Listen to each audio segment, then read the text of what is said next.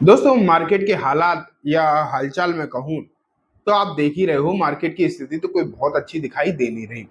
इस सिचुएशन में अगर आप देखोगे तो बहुत सारे इन्वेस्टर्स अपने पोर्टफोलियो में से अपने पोर्टफोलियो का साइज घटा रहे हैं। कुछ कुछ को लग रहा है कि अपॉर्चुनिटी है तो यहाँ पर खरीदारी करी जाए।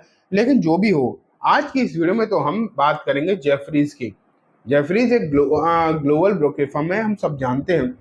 उनके इंडिया के जो स्ट्रेटजिस्ट हैं उनका नाम है क्रिस वुड। अब उन्होंने अपने पोर्टफोलियो में कुछ बदलाव करे हैं। कुछ भारतीय कंपनीज को उन्होंने अपने पोर्टफोलियो में अच्छी खासी हिस्सेदारी दी है अभी बिल्कुल रिसेंटली, ठीक है। लेकिन कुछ ऐसे भी रहे हैं जिसमें उन्होंने अपनी हिस्सेदारी को घटाया भी है। तो आज की इस वीडियो में जो है हम उन्हीं के बारे में चर्चा करेंगे।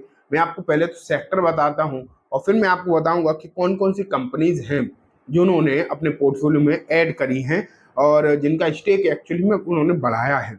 मैं फिर से क्लियर कर दूं, ये जेफरीज का पोर्टफोलियो में कुछ चेंजेस जो हुए हैं हम उन्हें डिस्कस कर रहे हैं। ये वीडियो किसी भी तरीके की कोई ऐसा नहीं है कि हम अगर किसी कंपनी का नाम ले तो आप खरीदारी कर लो, नहीं।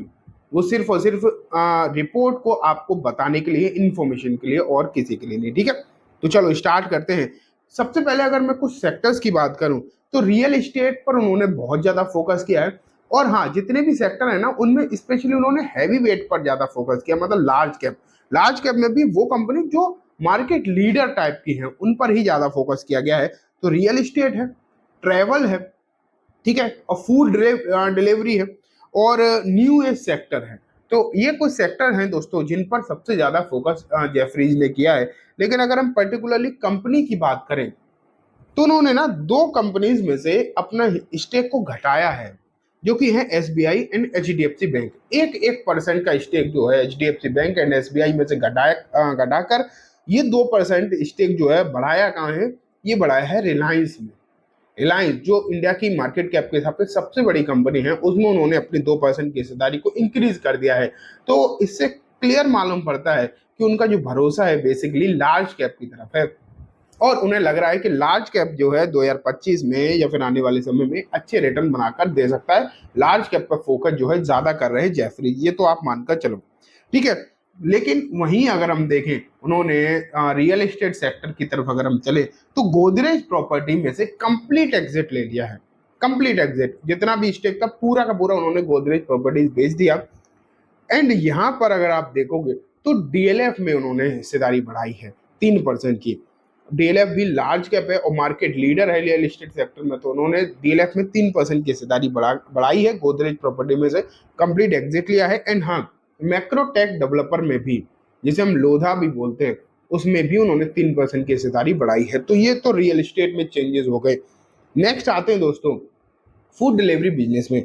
अब फूड डिलीवरी बिजनेस की अगर हम बात करें तो भारत में दो ही कंपनी अभी ऑपरेटिंग में है और लिस्टेड भी है, स्विगी एंड जोमेटो। तो उन्होंने इसमें से जोमेटो को चुना है।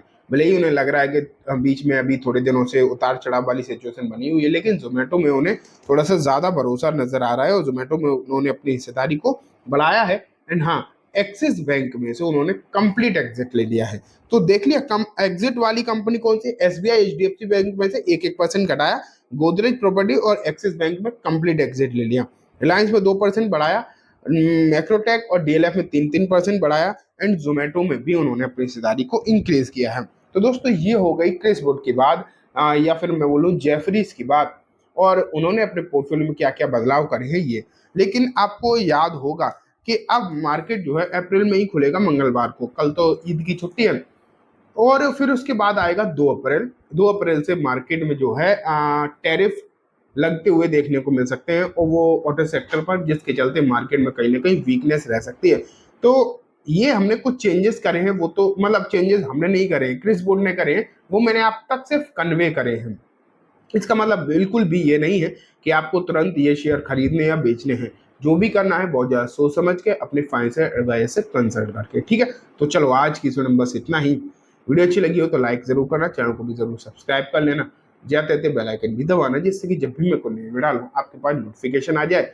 एंड दोस्तों ये वीडियो सिर्फ और सिर्फ एजुकेशन एंड इन्फॉर्मेशन पर्पस है, तो किसी भी तरीके की बाइंग सेलिंग की रिकमेंडेशन के तौर पर बिल्कुल भी ना देखें। Thank you.